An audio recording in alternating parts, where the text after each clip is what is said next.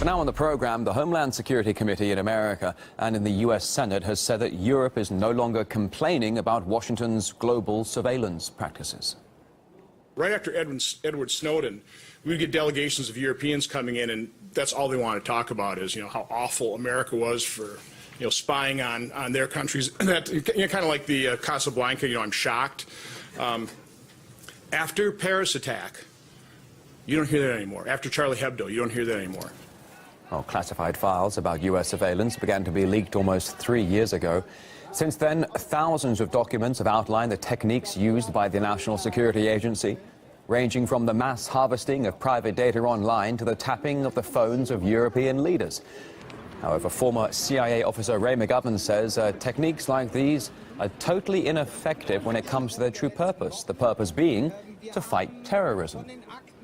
It's really the technology and the desire to collect everything that drives this, not a rational scheme to determine what kinds of information we really need. And so you get the proverbial haystack, and it's very difficult to find the needle under that haystack. These kinds of tactics do not work. I cannot believe that the Europeans don't realize this at this point. You can probably as in the Brussels and the Paris case, you can trace what these terrorists were actually saying, but you can't do it before the fact unless you're extremely likely. To some other headlines for you in brief. A suicide bomb attack outside a Shia mosque in Saudi Arabia kills at least 2. Heavy explosion blowing out the lights inside the mosque, followed by gunfire.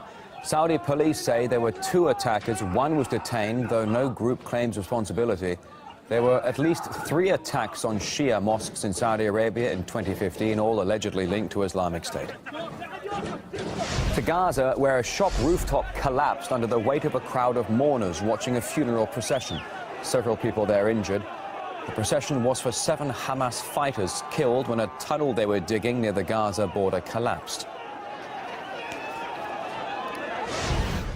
And in the Ukrainian city of Dnipropetrovsk, nationalist protesters pulled down a Soviet monument during a demonstration on the anniversary of a battle against Bolsheviks in 1918.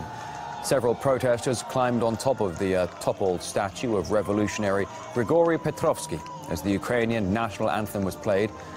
Other nationalist rallies were staged across the country.